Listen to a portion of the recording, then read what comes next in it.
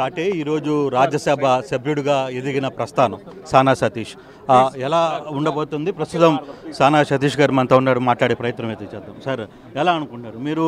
మీ గ్రామాల్లో చుట్టుపక్కల యువతను ప్రేరేపించడం కావచ్చు, చాలా కార్యక్రమాలు చేస్తూ ఈరోజు రాజ్యసభ స్థాయి దాకా వెళ్ళారు. ఎలా మీ ప్రస్థానాన్ని ఎలా చూస్తున్నారు? నేను చాలా చిన్న స్థాయిలో నేను తెలుగుదేశం పార్టీలో పనిచేయడం స్టార్ట్ చేశాను 2014లో. అయితే నాకు ఈ అవకాశం కల్పించిన నారా చంద్రబాబు నాయుడు గారి, నారా లోకేష్ గారికి ప్రత్యేక ధన్యవాదాలు తెలుపుతున్నాను. ఒక సామాన్య కార్యకర్త చిన్న స్థాయిలో ఉన్న వ్యక్తికి కూడా పెద్ద పదవి వస్తుందని నిరూపించారు చంద్రబాబు నాయుడు గారు. దానికి ప్రత్యేక ధన్యవాదాలు. అంటే మీరు ఎంపీ సీటు గతంలో మీకు అన్ని పార్టీలు పిలిచి ఎంపీ సీట్ ఇస్తారని, కానీ మీరు దాన్ని త్యాగం చేసిన పరిస్థితి ఉంది. ఆ ఇంపాక్ట్ ఈరోజు సభ్యుడిగా వచ్చింది అని అనుకోవచ్చా? అంతేనండి, తప్పనిసరిగా. ఆ రోజున నేను ప్రత్యేక పరిస్థితుల్లో ఎన్డీఏ కూటమిలో నా సీటు కోల్పోవాల్సి వచ్చింది.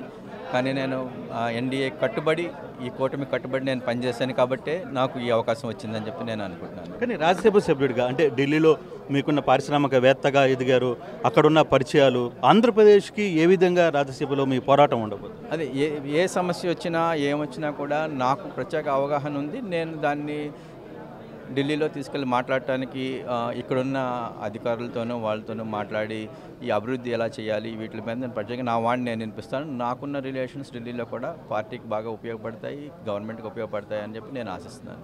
కానీ కొంత సతీష్ వ్యవహారంకి వచ్చేసరికి కొంత అడ్డంకులు తగిలే, కొంతమంది అడ్డంకులు వచ్చాయి అని వస్తున్న నేపథ్యంలో ఇప్పుడు అన్నీ క్లారిఫై అయిపోయిందా? ఇప్పుడు మీ పక్కన చంద్రబాబు నాయుడు, లోకేష్ అందరూ గట్టిగా నిలబడ్డారని వస్తున్న వార్తల్లో ఎంతవరకు కరెక్ట్? అంతే, అందరూ నిలబట్టబట్టే కదండి ఈవేళ నేను ఇక్కడ నుంచి మీతో మాట్లాడుతున్నాను.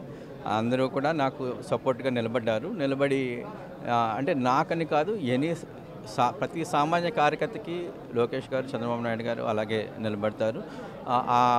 ఎవరైతే త్యాగం చేస్తారో వాళ్ళందరికీ కూడా మంచి పదవులు ఫ్యూచర్లో వస్తాయి. అంచేత ఈ అవకాశాన్ని పార్టీకి కష్టపడి పనిచేయడానికి నేను ఢిల్లీలో నా వాణి వినిపించడానికి నేను ముందుకెళ్తాను. Thank you. 2024లో మొత్తం పార్టీ అధికారంలో రావడంలో మీ ప్రాంతంలో చాలా పెద్ద రోల్ సానా సతీష్ చేశారు అనేది చాలామంది చెప్తూ ఉంటారు. సో దానికి తగిన గుర్తింపు ఈరోజు సతీష్ గారికి వచ్చింది అని అనుకోవచ్చా దాన్ని?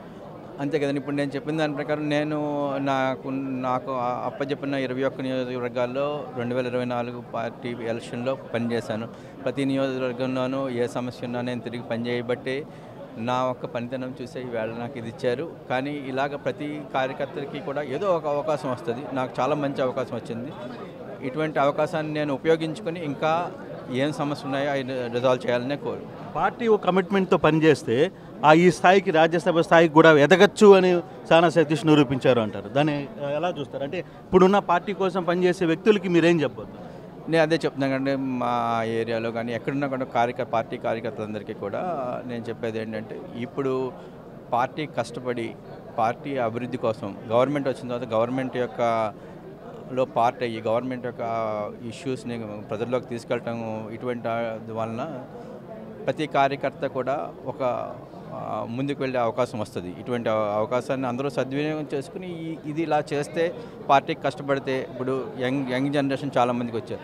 మన సుభాష్ గారు ఉన్నారు, మంత్రి అయ్యారు. అలా యంగ్ జనరేషన్ చాలామందిని తీసుకొచ్చి మనం ముందుకు తీసుకెళ్ళడం పార్టీ యొక్క ముఖ్య ఉద్దేశం.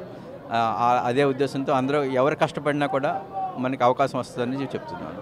Thank you. సో ఇది మొత్తం మీద సానా సతీష్ చెప్తున్న పరిస్థితి.